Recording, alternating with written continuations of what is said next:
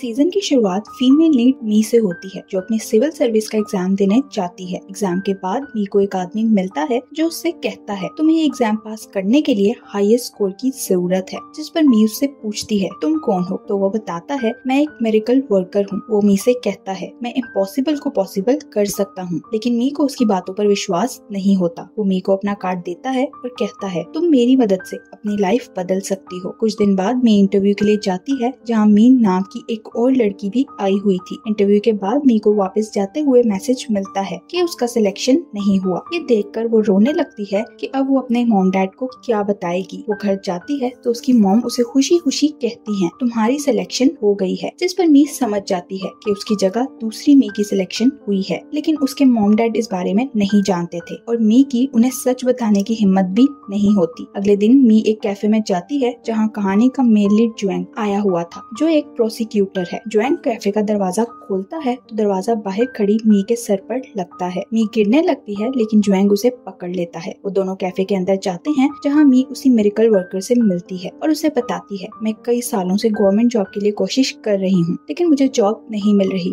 जिस पर medical worker कहता है मैं तुम्हारी सिफारिश करके जॉब दिलवा दूंगा। वो मी से कहता है तुम्हें इसके बदले मुझे पैसे देने होंगे। तो मी मजबूरन उसकी मुंह मांगी रकम देने के लिए तैयार हो जाती है। वो मी से कहता है तुम मेरे अकाउंट में पैसे ट्रांसफर कर दो, और फिर वो रेस्टोरेंट में चला जाता है, जहाँ उसके पीछे जुएंग भी आ जाता है, क्योंकि उसने उन दोनों की बातें सुन ली थी। जुएंग उससे कहता है क्या आप मुझे अपना मोबाइल दे सकते हैं, मेरे पास मोबाइल नहीं है और मुझे किसी को कॉल करनी है। मेडिकल वर्कर जुएंग को अपना फोन दे देता है, तो जुएंग किसी को कॉल करके उसके नंबर को ट्रैक करने का कहता है। मेडिकल वर्कर वापस मी के पास जाता है और उससे पूछता है क्या तुमने मेरे अकाउंट में पैसे ट्रांसफर कर दिए हैं, तो मी हाँ कहती है। उसी वक्त जुएंग को उसके दोस्त का मैसेज आता है, जिससे उसे पता चलता है मेडिकल वर्कर के पास बर्नर फोन है जो ट्रैक नहीं हो सकता। मैसेज देखकर जुएंग उस पर कॉफी फेंकता है और उसे कहता है मुझे तुम्हारे बारे में सब पता चल गया है, जो सुनकर वो वहाँ से भाग जाता है। मी उससे इस बारे में पूछती है तो जुएंग उसे बताता है ये आदमी तुम्हारे साथ स्कैम कर रहा है। फिर जुएंग मेडिकल वर्कर के पीछे भागता है और उसे पकड़ लेता है। तभी उसके पास एक पुलिस ऑफिसर आता है, तो जुएंग उस मेडिकल वर्कर के फ्रॉड के बारे में बताता है। पुलिस ऑफिसर उसे अपने साथ पुलिस स्टेशन ले जाता है। उनके जाने के बाद मी वहीं बैठकर रोने लगती है। जुएंग उसे रोता देखता है, लेकिन फिर भी अपनी कार लेकर वहाँ से निकल जाता है। रास्ते में जुएंग को मी नजर आती है, जो नंगे पाँव चल रही थी। जुएंग कार से उतरकर उसे अपने जूते देता है और उसे कार में बिठाकर पुलिस स्टेशन छोड़ देता है। मी पुलिस ऑफिसर से पूछती है क्या मुझे मेरे पैसे मिल सकते हैं, जिस पर वो कहता है मेडिकल वर्कर ने पैसे स्पेशल अकाउंट में ट्रांसफर करवाए थे, इसलिए आपको पैसे वापस मिलने में थोड़ा टाइम लगेगा। जुएंग घर जाके मी के डॉक्यूमेंट्स देखता है जो उसकी कार में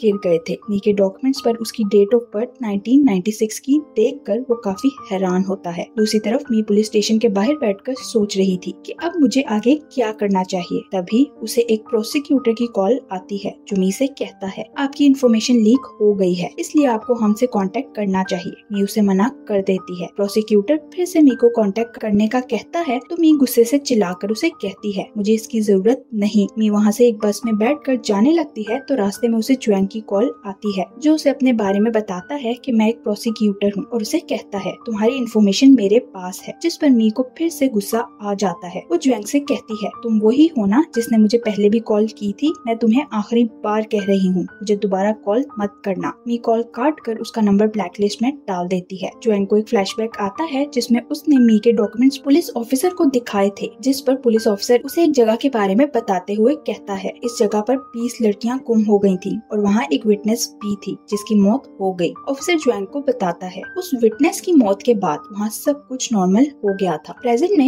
ये याद करके जुएंग कुछ सोचने लगता है। रात को मी अपने घर जाती है, तो उसे अपने रूम में नए शूज नजर आते हैं जो उसके मॉम डैड ने रखे थे। शूज के साथ एक नोट लिखा हुआ था कि तुम कल ऑफिस में पहले दिन ये नए शूज पहनकर जाना। ये देखकर मी अपने मॉम डैड के पास जाकर उन्हें कहती है आपको मेरे ऊपर इतना खर्चा करने की जरूरत नहीं। फिर वो अपनी सारी बुक्स उठाकर बाहर ले जाकर जला देती है और रोने लगती है। उसे याद आता है उसने इस जॉब को पाने के लिए कितनी मेहनत की थी, लेकिन उसे ये जॉब नहीं मिली। कुछ देर बाद मी को नशे की हालत में एक कैट नजर आती है जो कुएं के पास जा रही थी। मी को उस कैट में से रोशनी निकलती नजर आती है और तब ही कैट कुएं में कूद जाती है। उसे कुएं में कूदता देखकर मी भी उसके पीछे कूद जाती है। इसी बीच मी सोचती है मैं चाहती हूँ यहाँ से गायब हो जाऊँ या मैं कोई और इंसान बन जाऊँ। वो कुएं के अंदर गिरती है तो टाइम में कुछ चेंजेस दिखाए जाते हैं। अगले सीन में सुबह का सीन दिखाया जाता है, जिसमें मी अपने रूम से बाहर आती है, लेकिन ये मी नहीं सुन थी, जो एक बुरी औरत की तरह लग रही थी। सुन की मॉम उसे देखकर उसके डैड से पूछती है ये कौन है, जो देखकर उसके डैड भी हैरान हो जाते हैं और कहते हैं हम तुम्हें नहीं जानते। जिस पर सुन कहती है मैं आप दोनों की बेटी हूँ। उसकी मॉम कहती है मैं पुलिस स्टेशन कॉल करती हूँ। जिस पर सुन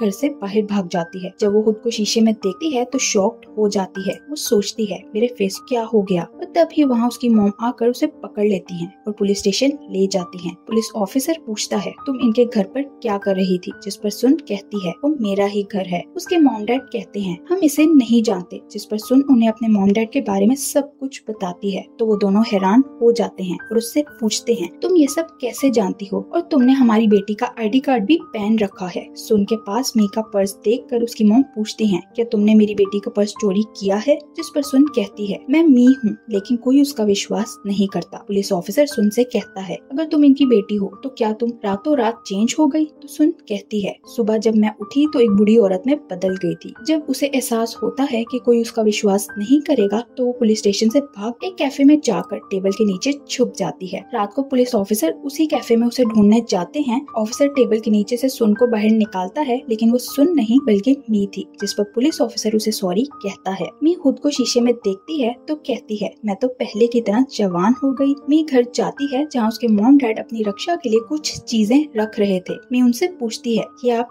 क्या कर रहे हैं, तो वो बताते हैं यहाँ एक बुरी औरत आई थी और खुद को मी बता रही थी। मी की मॉम उसके हाथ में एक चीज देती हैं और कहती हैं तुम्हें भी उस बुरी औरत से बचकर रहना होगा। मी अपने रूम में जाकर सो जाती है, लेकिन जब वो सुबह उठती है तो फिर से सुन में बदल गई थी। वो खुद को देखकर परेशान हो जाती है। उसे याद आता है उसने कुएं में गिरने वाली कैट को बचा लिया था, इसलिए वो उसे ढूंढने के लिए एक क्लिनिक पर जाती है। जाते जाते उसे रात हो जाती है और इसी बीच वो फिर से मेन बन जाती है। क्लिनिक पहुंचकर वो उस कैट के बारे में पूछती है तो उसे बताया जाता है वो कैट बिल्कुल ठीक हो गई थी, लेकिन वो अचानक से गायब हो गई। उस कैट को दिखाया जाता है जो एक लापता औरत का पोस्टर देख रही थी, और ये पोस्टर किसी और का नहीं बल्कि सुन का था। अगले दिन मिन फिर से सुन बन गई थी। वो खुद को रूम में बंद कर लेती है। उसकी मॉम उसे दरवाजा खोलने का कहती है, लेकिन वो नहीं खोलती, तो मॉम खुद ही किसी तरह दरवाजा खोलकर अंदर आती हैं और सुन पर से ब्लैंकेट हटाने की कोशिश करती हैं। सुन खुद को अच्छी तरह ब्लैंकेट में छुपा लेती है, इसलिए उसकी मॉम थक कर वापस चली जाती हैं और उन्हें पता नहीं चलता। फिर आहिस्ता आहिस्ता दिन ऐसे ही गुजरने लगते हैं। कुछ दिन बाद सुन एक जगह जाती है जहाँ अचानक से बिजली चमकने लगती है और एक बर्नर उड़कर सुन पर गिरता है। सुन देखती है बर्नर पर एक सीनियर इंटर्नशिप के बारे में लिखा था। ये बर्नर देखकर सुन उस जगह पर इंटरव्यू के लिए पहुंच जाती है। इंटरव्यू के बाद सुन को एक मेल आती है जिस पर उसे पता चलता है उसे इस जॉब के लिए सिलेक्ट कर लिया गया है, जो देखकर सुन खुश हो जाती है। नेक्स्ट सीन में मी अपने सपने में अपनी आंटी को देखती है जिसका नाम सुन था और उसके पास भी एक कैट थी। उसी वक्त मी की आंख खुलती है तो उसे लगता है उसके रूम के बाहर कैट है। मी कैट का पीछा करते हुए एक रूम में जाती है जहाँ उसे एक पोस्टर मिलता है। ये उसकी आंटी सुन का मिसिंग पोस्टर था। एक फ्लैशबैक दिखाया जाता है जिसमें मी के मॉम डैड पुलिस स्टेशन जाते हैं, जहाँ मी की मॉम ऑफिसर को बताती है मेरी बहन भागी नहीं है बल्कि गुम हो गई है। प्रेजेंट में मी देखती है उसका सुन बनने का टाइम होने वाला था, इसलिए वो जल्दी से काम पर जाने के लिए निकल जाती है। घर से बाहर निकलते ही वो सुन में चेंज हो जाती है। वो जॉब के लिए प्रोसिक्यूटर डिस्ट्रिक्ट ऑफिस जाती है जहाँ जियोन का ट्रांसफर हुआ था। ऑफिस में एक लड़की सुन को जियोन का रूम साफ करने का कहती है। मी उसका रूम साफ करने लगती है और तभी जियोन वहाँ आ जाता है, जिसे देखकर वो हैरान हो जाती है क्योंकि उससे जियोन के यहाँ ट्रांसफर होने के बारे में नहीं पता था। उसे देखकर मी पीछे को गिरने लगती है जिस पर स्विंग उसे पकड़ लेता है, लेकिन जियोन की टेबल पर पड़ा छोटा सा गुलदान टूट जाता है। मी उससे पूछती है आप यहाँ क्या कर रहे हैं, तो जियोन अपनी नेम प्लेट टेबल पर रख देता है जिससे मी सारी बात समझ जाती है। अगले सीन में मी के डैड एक रियल एस्टेट एजेंट के पास बैठे थे जिसकी बिल्डिंग में वो रहते थे। उसी वक्त वहाँ जियोन आता है जिसे देखकर एजेंट पूछता है क्या आप यहाँ रहने के लिए रूम देखना चाहते हैं, तो जियोन हाँ कहता है। एजेंट जियोन को बिल्डिंग में एक रूम दिखाता है और उसे कहता है ये एक भूतिया रूम है क्योंकि इसके बारे में मशहूर है यहाँ किसी की मौत हुई थी। जियोन ऐसी बातों पर विश्वास नहीं करता था, इसलिए रूम ले लेता है। मी अपनी बेस्ट फ्रेंड योंग से मिलने जाती है जो एक यूट्यूबर थी। मी उसे कैट का पोस्टर दिखाकर इस कैट को ढूंढने में मदद मांगती है और फिर योंग से पूछती है भूतिया रूम की लाइट क्यों चल रही थी, तो योंग उसे बताती है वहाँ एक नया लड़का रहने के लिए आया है। ये रूम मी के घर के नीचे था। दूसरी तरफ जियोंग उस रूम में रहने के लिए आता है तो वहाँ लाइट्स खुद ही ऑन ऑफ हो रही थी। ये देखकर जुइंग को याद आता है एजेंट ने उसे बताया था ये भूतिया रूम है। अगले दिन सुन काम पर जाती है तो उसे ऑफिस के बाहर कुछ लोग इकट्ठे हुए नजर आते हैं। सन वहाँ जाती है क्योंकि वहाँ वॉन भी आया था जो एक सिंगर और राइटर है। मीडिया वाले उससे सवाल पूछ रहे थे। उसी वक्त वहाँ मास्क लगाए एक आदमी वॉन पर तेजाब फेंकने लगता है, लेकिन सुन उसे ऐसा करने से रोक लेती है। सुन वॉन को बचा लेती है, लेकिन मास्क वाले आदमी के हाथ से सुन को धक्का लगने के कारण तेजाब की बोतल सन पे गिरने लगती है। तभी जुएंग वहाँ पहुंचकर अपना छाता खोल लेता है और इस तरह जुएंग पे तेजाब गिरने से बच जाता है। जुएंग मी के डॉक्यूमेंट्स पर उसका एड्रेस देखकर उसके मॉम डैड की शॉप पर जाता है, जहाँ वो मी की मॉम को बताता है मैं मी से मिलना चाहता हूँ। मी की मॉम उसे कॉल करके कहती है जुएंग नाम का लड़का तुमसे मिलना चाहता है। तो सुन घबरा जाती है कि आखिर जुएंग उससे क्यों मिलना चाहता है। वो जल्दी से शॉप पर जाती है, लेकिन उसे याद आता है मैं तो सुन के रूप में यहाँ आ गई हूँ, इसलिए वो छुप कर रात होने का इंतजार करती है। रात को जब वो मी बन जाती है तो शॉप पर जाती है, जहाँ जुएंग अभी तक उसका इंतजार कर रहा था। वो मी को उसके डॉक्यूमेंट देखकर कहता है तुम्हारे डॉक्यूमेंट मेरे डॉक्यूमेंट के साथ एक्सचेंज हो गए थे, इसलिए मुझे मेरे डॉक्यूमेंट्स वापस चाहिए। मी अपने घर जाकर अपने डॉक्यूमेंट्स देखती है, लेकिन वो तो अपना सब कुछ जला चुकी थी। वो इस बारे में जुएंग को बताती है, लेकिन फिर उसे याद आता है जब उसने ये सब कुछ जलाया था तब भी वहाँ बारिश होने लगी थी। वो जुएंग से कहती है एक जगह से तुम्हारे डॉक्यूमेंट्स मिल सकते हैं, इसलिए वो जुएंग के साथ एक शॉप में जाती है जहाँ बहुत सारी बुक्स थी। मी वो बुक्स ढूंढने लगती है जिसमें उसने डॉक्यूमेंट्स रखे थे। जंगल का सीन दिखाया जाता है जहाँ एक आदमी एक औरत का पीछा कर रहा था। वो औरत उस आदमी से छुपने की कोशिश करती है, लेकिन वो औरत तक पहुँच जाता है और उसे मार देता है। इस बारे में जुएंग को कॉल करके बताया जाता है तो जुएंग उस जगह जाता है। वहाँ पुलिस भी आ गई थी। कातिल वहाँ छुप कर उन लोगों को देख रहा था। जुएंग धीरे धीरे उसकी तरफ बढ़ने लगता है, लेकिन वो अपनी कार लेकर वहाँ से